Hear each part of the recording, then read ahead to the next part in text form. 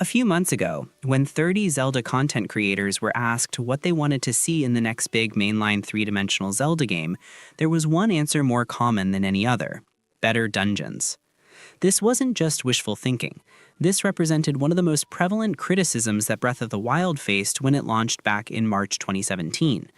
The abandonment of the traditional Zelda formula, breaking up the classic larger thematic dungeons into the four divine beasts and the Sheikah shrines spread across the map, left many players feeling underwhelmed.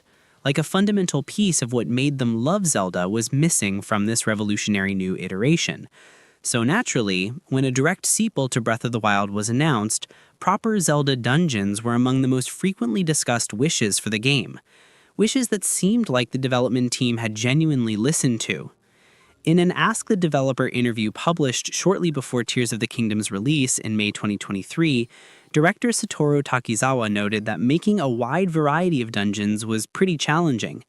The four divine beasts served as the dungeons in Breath of the Wild, and they shared similar designs.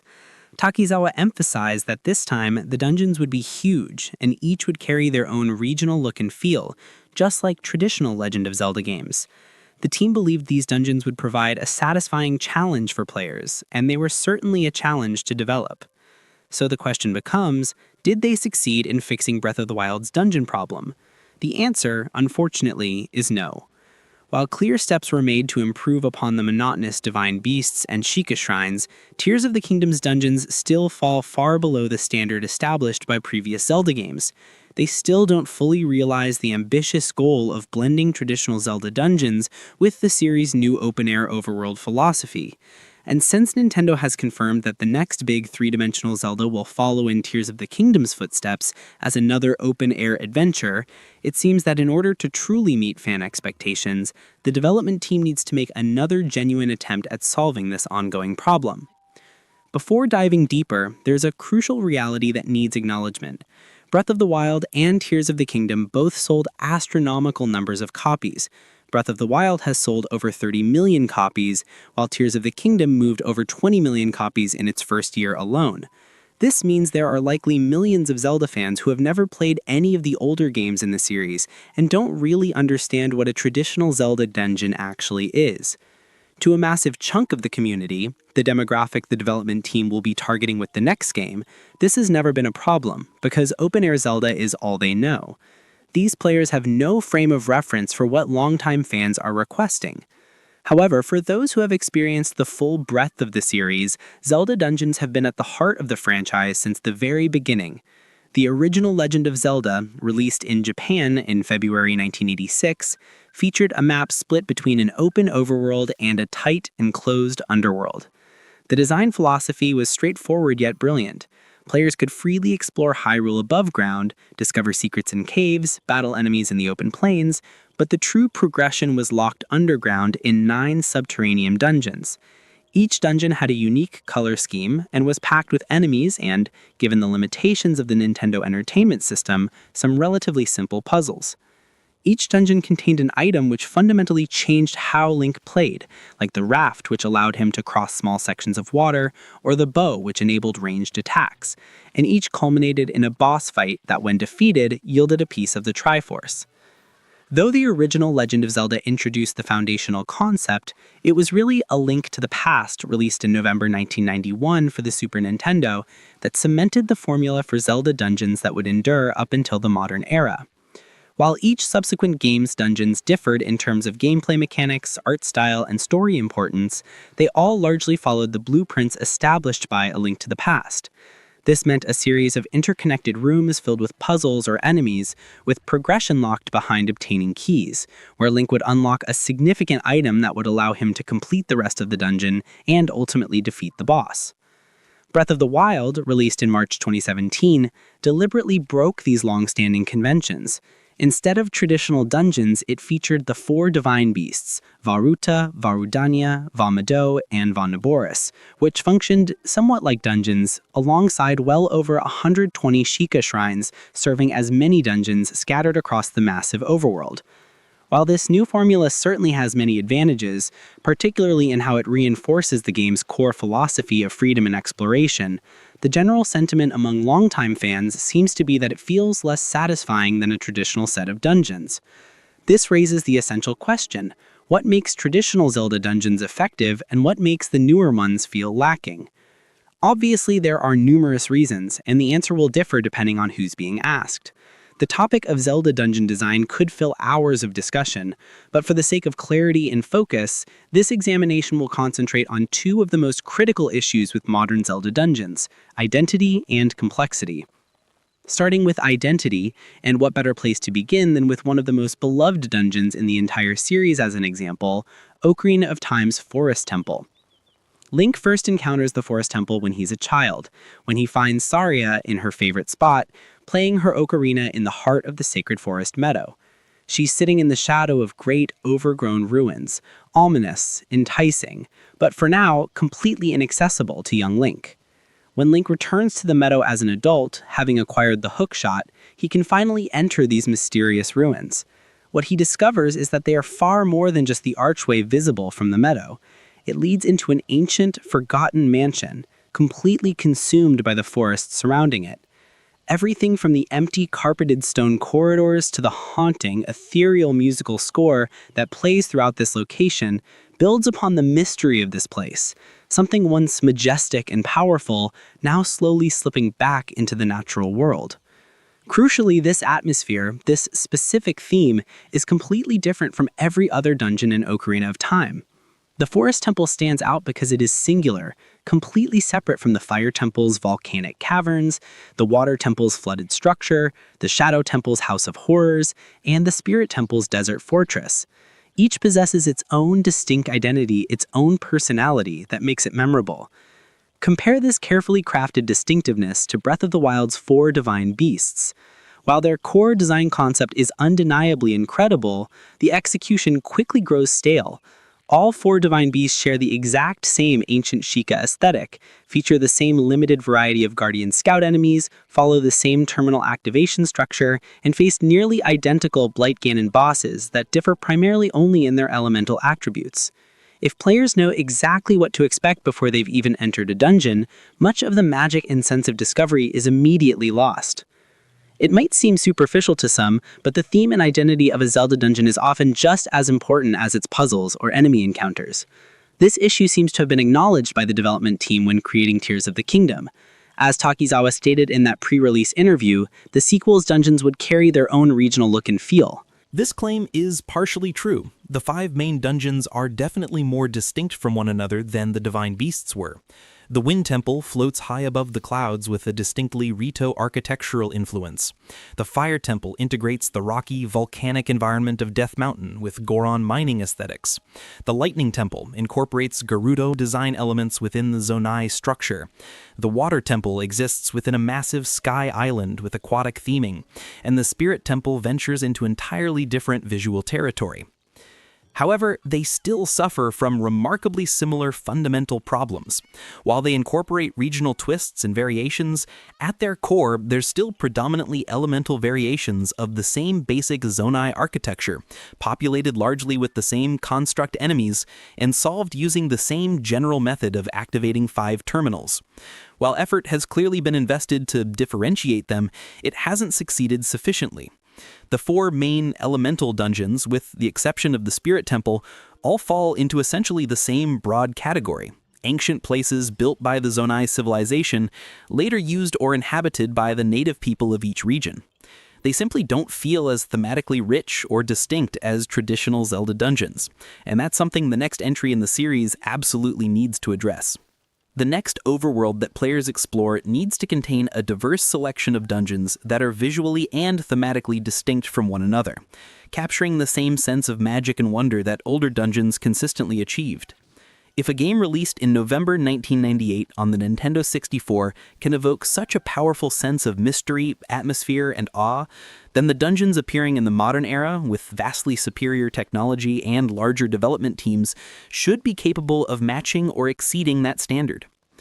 This theming issue isn't limited exclusively to the main dungeons of Breath of the Wild and Tears of the Kingdom, however. Far from it. The sheer lack of thematic variety is perhaps best showcased by both games' shrines. The Shrines of Trials in Breath of the Wild and the Shrines of Light in Tears of the Kingdom serve important gameplay functions. They break up the gigantic overworld into manageable chunks, with each shrine serving as something of a checkpoint and fast travel point. Many players absolutely love scouring through these expansive worlds in search of hidden shrines, and the discovery of each one provides genuine satisfaction. However, they also represent perhaps the most glaring example of the theming problem in these games' dungeon-equivalent content.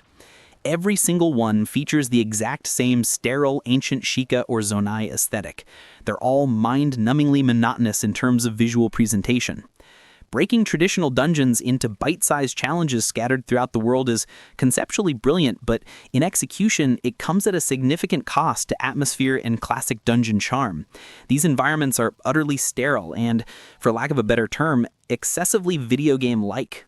They possess absolutely none of the environmental storytelling, atmospheric detail, or magical quality found in the temples of previous games. The original Legend of Zelda's 9 dungeons each had distinct color schemes despite the NES's limited palette. A Link to the Past's dungeons featured ice palaces, swamp ruins, desert temples, and skull-shaped fortresses. Ocarina of Time gave players flaming caverns, underwater labyrinths, and haunted catacombs. Even Skyward Sword, which received criticism for its linearity, featured dungeons as varied as an ancient cistern, a volcanic mining facility, and a ship graveyard floating in sand. The visual and thematic variety has always been a cornerstone of Zelda dungeon design. So in the next open-air Zelda game, the development team needs to not only return to creating a set of main dungeons that are as distinct from one another as possible, but also adopt a fundamentally different approach to shrine-equivalent content. The concept of small, scattered challenges should absolutely return in some form. It genuinely works to gamify traveling through these enormous worlds, breaking them up into manageable sections while rewarding thorough exploration. But whatever form these smaller challenges take next, they need to be something more exciting and more varied than those found in the Wild era. Perhaps this could be achieved by having more distinct regional themes that reflect their surrounding environments: ice-covered shrines in snowy regions, overgrown jungle ruins in tropical areas, volcanic chambers near Death Mountain. Or perhaps these challenges could be more directly integrated into the overworld itself rather than existing as separately loaded areas with loading screens that break immersion.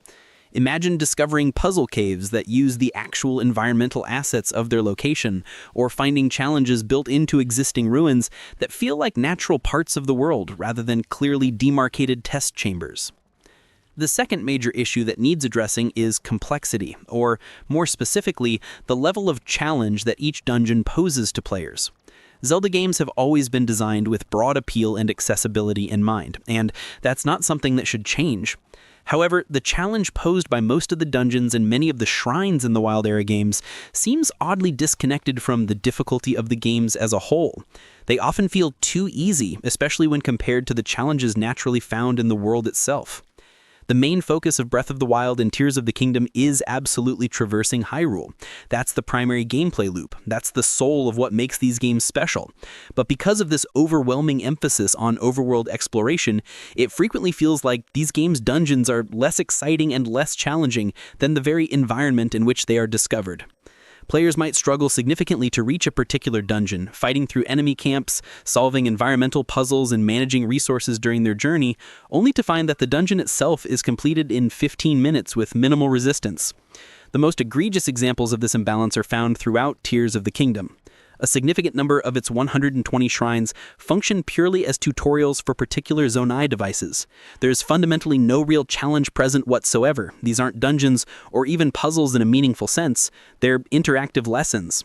The shrines become little more than glorified fast travel locations that happen to also grant a light of blessing.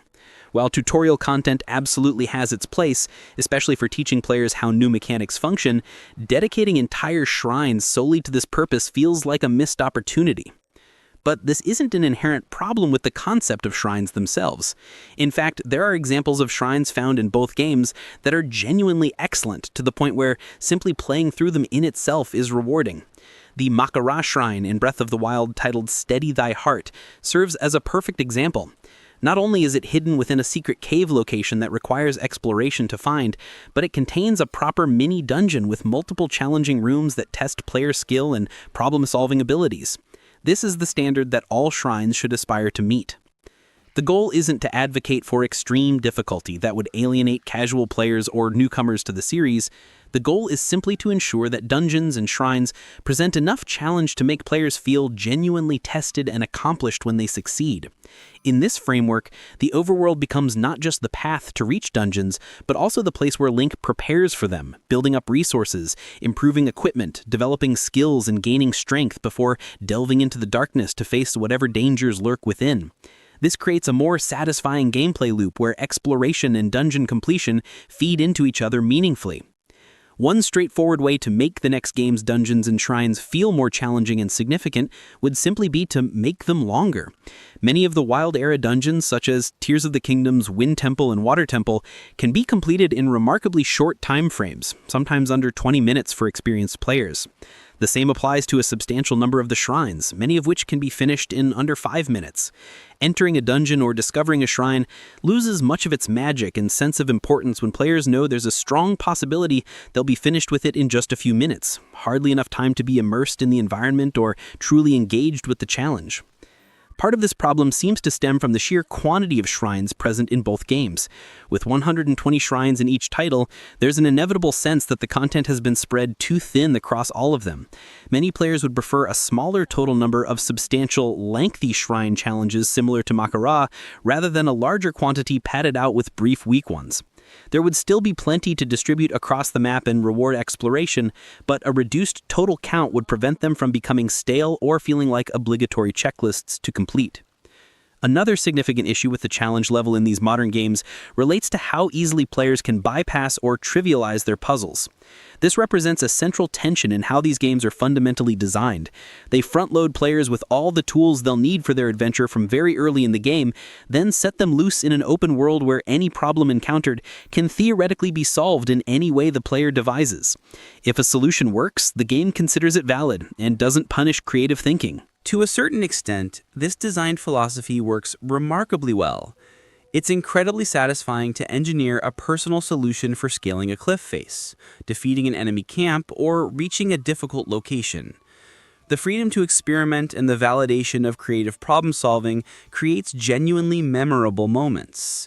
But when this same philosophy extends to the game's puzzles, particularly within dungeons and shrines, something important is lost. After enough time with these games, many players find themselves missing more structured, rigid puzzles with specific intended solutions. The satisfaction of being given all the pieces and having to determine the correct way to assemble them. Many puzzles in these games feel like completing a crossword puzzle that allows any word to be written in any space. Players will complete it quickly and might feel clever in the moment, but it lacks the deep satisfaction that comes from solving a carefully constructed challenge. The most problematic examples occur when abilities like Recall or various Zonai vehicle combinations can be used to skip traversing massive sections of dungeons entirely. Once players figure out these shortcuts once, there's nothing preventing them from using the same approach repeatedly every time the game presents similar challenges. Comparing this to even the simpler dungeons found in Ocarina of Time, Twilight Princess, or Skyward Sword reveals a stark difference. While those dungeons varied in difficulty, and some were certainly more straightforward than others, they still required players to find correct answers to their puzzles. There was a specific way blocks needed to be arranged, a particular order statues needed to be lit, a designated path through a maze. This created a sense of genuine problem solving that feels largely absent from the Wild Era games. Having shrines and dungeons that pose significant, meaningful challenges would give Link more compelling reasons to explore the world around them, to gain the strength, resources, and knowledge needed to conquer these obstacles. This would make the dungeons themselves feel earned and memorable rather than obligatory content that often seems included primarily because the series is expected to have dungeons. Shrines and dungeons should genuinely test player abilities and serve as the real core of the game's difficulty curve rather than being easier than simply traveling through the overworld. There's one particular Zelda game that needs to be discussed in this context, the most recent take on the new open formula approach to Zelda design. The Legend of Zelda Echoes of Wisdom, released in September 2024, represents an interesting middle ground in this ongoing evolution. While it's not a mainline three-dimensional Zelda game and uses a top-down perspective more reminiscent of the classic two-dimensional entries, it does utilize the open-world design philosophy and echo-based gameplay mechanics that share DNA with the Wild Era game's approach to player freedom. Echoes of Wisdom actually comes remarkably close to landing a perfect balance between traditional Zelda dungeon design and modern open-world sensibilities. Every one of its dungeons possesses unique theming, with distinct musical scores, visual styles, boss encounters, and narrative significance within the game's story. Many of them, particularly the Farron Temple and Lanayru Temple, are genuinely complex and present meaningful difficulty that require thought and skill to overcome. Like Breath of the Wild and Tears of the Kingdom, Echoes of Wisdom provides players with an exceptionally powerful set of sandbox tools. The ecosystem allows for tremendous creativity and experimentation. However, this time, the game makes deliberate efforts to prevent most of its puzzles from being solved too easily or trivialized entirely. The dungeons are designed with the ecosystem in mind, but they still maintain structural integrity that guides players toward intended solutions while allowing some creative freedom. Granted, there are still examples where this system can be exploited, such as in the Jabulan Ruins dungeon, where using a Crawl Chula echo can allow players to skip substantial portions of the intended path. But overall, it represents a significant step in the right direction. If this approach indicates where the development team might take the mainline series in future three-dimensional entries, it provides genuine reason for optimism. The open-air Zelda formula has proven itself to be revolutionary and tremendously successful. These are games that provide vast worlds to explore, and the freedom to explore them in whatever manner players choose. The anticipation for whatever comes next, a game that Nintendo has confirmed will follow Breath of the Wild's formula, is enormous within the Zelda community. The next three-dimensional Zelda game has the potential to finally synthesize everything the series has learned, combining the exploratory freedom of the Wild Era with the dungeon design principles that made earlier entries so memorable. If the development team can incorporate lessons from what Zelda has already accomplished by including a carefully crafted set of dungeons and shrines with genuinely unique themes that are distinct from one another, possessing real complexity that poses authentic challenges to players, the series will finally see this new approach to Zelda reach its complete potential. The technology exists, the talent is clearly present within the development team, and the fan feedback has been consistent and clear. What's needed now is the commitment to dungeon design that matches the extraordinary quality of the overworlds these games have delivered. The Divine Beasts were a first attempt at adapting dungeons to this new format. Tears of the Kingdom's temples represented an improvement, but still fell short of what the series has proven it can achieve. The next game has the opportunity to complete this evolution, to prove that traditional, memorable, challenging dungeons and modern open-world design aren't mutually exclusive concepts, but rather elements that can enhance each other when properly balanced. That's what longtime fans are hoping for. That's what the next three-dimensional Zelda game needs to deliver.